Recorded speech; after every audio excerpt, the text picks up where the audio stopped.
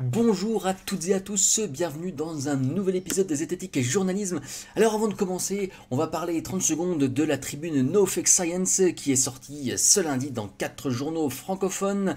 Voilà, vous pouvez la soutenir en allant sur le site nofake.science/tribune. Vous la signez, vous en parlez autour de vous, vos collègues, vos amis, votre famille, tout ce que vous voulez, et vos journaux locaux même, pourquoi pas. Et puis, venez en débattre avec nous sur les réseaux sociaux, Facebook, Twitter notamment, ça s'agite pas mal sur Twitter et c'est bien, ça crée des débats. Et voilà, rejoignez-nous. Et si vous n'aimez pas l'écriture inclusive, vous pouvez aller vous faire cuire le cul, cordialement.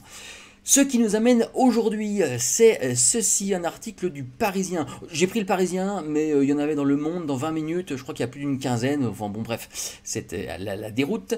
Du tritium décelé dans l'eau potable de 6,4 millions de personnes, quelques 268 communes seraient concernées par cette contamination radioactive, dont de grandes agglomérations comme Orléans, Blois, Touranger, Nantes et 122 communes de l'Île-de-France. Allons bon, qu'est-ce à dire que ceci? Donc très jolie photo. Voilà, donc dépêche AFP. L'Association pour le contrôle de la radioactivité dans l'Ouest, ACRO, a dénoncé mercredi dans un communiqué une contamination radioactive de l'eau potable alimentant 6,4 millions de personnes en France. Elle s'appuie sur les concentrations de tritium, l'hydrogène radioactif rejeté par les installations nucléaires pour la période 2016-2017. Selon l'association, 268 communes sont concernées, dont de grandes agglomérations, bon voilà, etc. En fait, ils redisent les deux trucs, 6,4 millions, alors 6,4 millions, dans le titre en dessous il y a les grandes communes, alors on nous resserre les grandes communes, toutes nées en 2 paragraphes en fait, hein, bon. Selon les données fournies par le ministère de la Santé, affirme le laboratoire, blabla. Bon. Voilà, donc ça se passe à peu près par ici, vous voyez la petite carte. Cependant, aucune valeur ne dépasse le critère de qualité de 100 becquerels par litre instauré par les autorités sanitaires. Voilà, merci, bonne journée, gardez l'esprit critique, au revoir. L'article il pourrait en fait s'arrêter ici.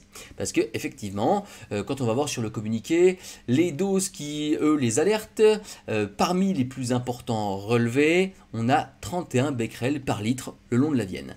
Qu'est-ce qu'un becquerel? Un becquerel, c'est une désintégration par seconde. Donc, quand vous avez 31 becquerels par litre, vous avez un bloc d'un litre de flotte et il y a 31 désintégrations chaque seconde dans ce litre-là. Ce n'est pas une unité qui permet de dire grand-chose sur les effets sanitaires. Parce qu'en fait, les becquerels, là, ils ne tiennent pas en compte déjà du type d'isotope, donc là c'est du tritium, voilà. Ils ne tiennent pas en compte non plus de la distance à laquelle se trouvent les gens des désintégrations, ils ne tiennent pas en compte du type d'organe qui est touché, si c'est les mains, le cerveau, le poumon, il n'y a pas les mêmes doses à recevoir pour que ce soit dangereux ou pas. Et vous allez le voir un petit peu plus tard. Donc si on voulait parler en truc sanitaire, on devrait parler en sievert ou en millisievert pour le coup. Donc reconnaît l'association qu'il n'y a pas de danger en fait, hein, voilà, pas de souci. Selon l'Institut de radioactivité nucléaire, bras technique, blabla, le Code de la santé publique fixe une référence de qualité de 100 becquerels par litre pour le tritium.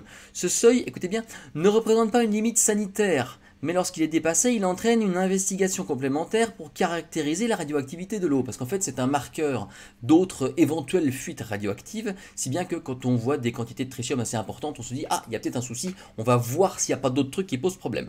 Donc c'est un marqueur. Par ailleurs, l'OMS recommande une valeur guidée de 10 000 becquerels par litre pour le tritium dans l'eau de boisson à considérer en cas de consommation permanente de l'eau, selon l'IRSN. C'est-à-dire que si vous buvez toute votre vie une eau qui est inférieure à 10 000 becquerels par litre, vous risquez rien. Voilà, c'est ça que ça veut dire.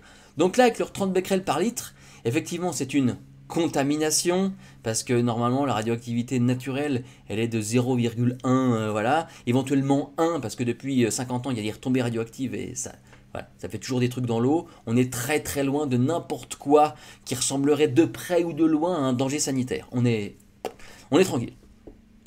Donc un atome lanceur d'alerte, mais la présence régulière dans l'eau de robinet de tritium rejeté par les centrales nucléaires met en évidence un risque de contamination d'autres polluants radioactifs à des niveaux beaucoup plus élevés. Ouais, mais seulement en cas de dépassement des seuils qui entraînent une enquête. Parce que là, sinon, on est sur des seuils qui sont complètement random. Il n'y a pas de souci, en fait. Le tritium est un lanceur d'alerte, donc voilà, hop.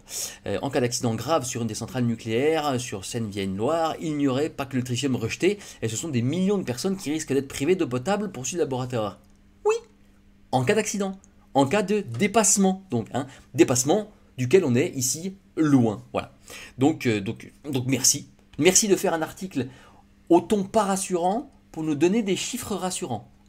Genre, je ne sais pas si c'est une spécificité des journaux français ou si c'est pareil ailleurs. C'est quand même incroyable, quoi. La carte exclusive de la contamination radioactive à l'eau potable. Oui, pourquoi je fais la gueule? Parce que c'est pas exclusif. Si vous allez sur le réseau national des mesures de la radioactivité de l'environnement, je vous mets le lien en description. Vous avez ça. Vous avez cette carte-là.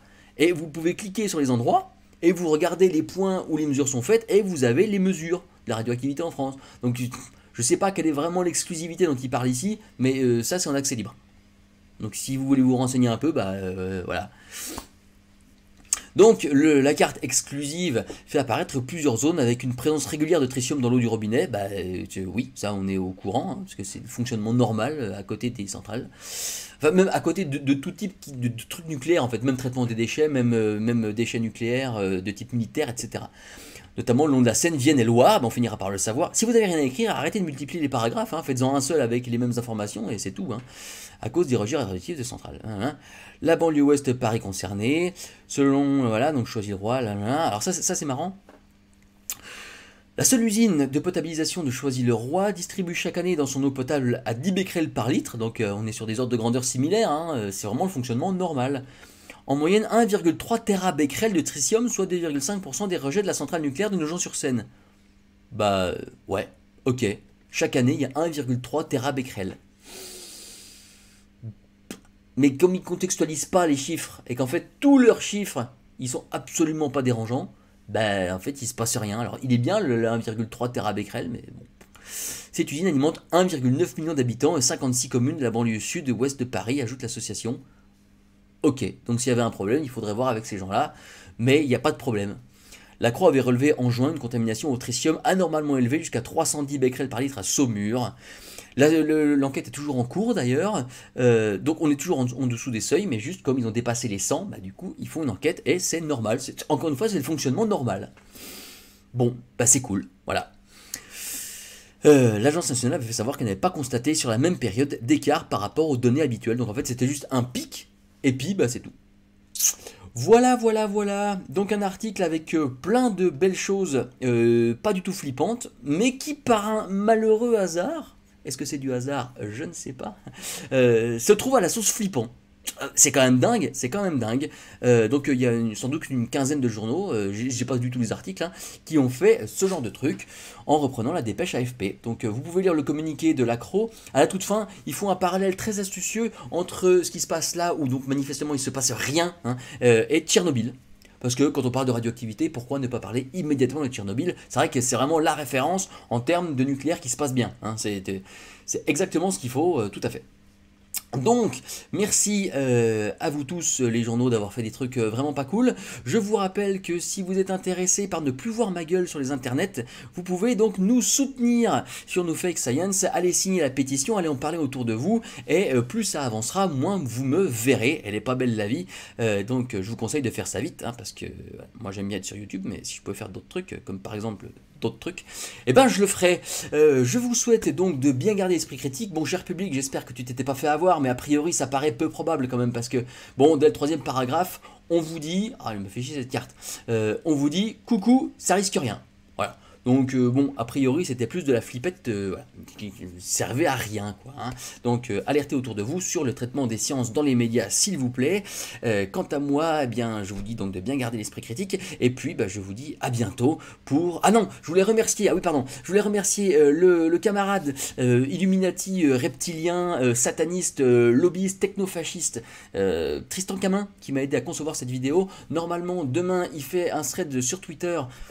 Demain par rapport au jour où je tourne, donc par rapport à vous c'est aujourd'hui normalement, je vous le mets en description de la vidéo dès qu'il sort, voilà. Ça s'annonce passionnant parce que c'est une pointure dans son domaine, je vous conseille de le scruter avec intérêt. Voilà, à bientôt donc pour une nouvelle vidéo de debunking zététique. Salut!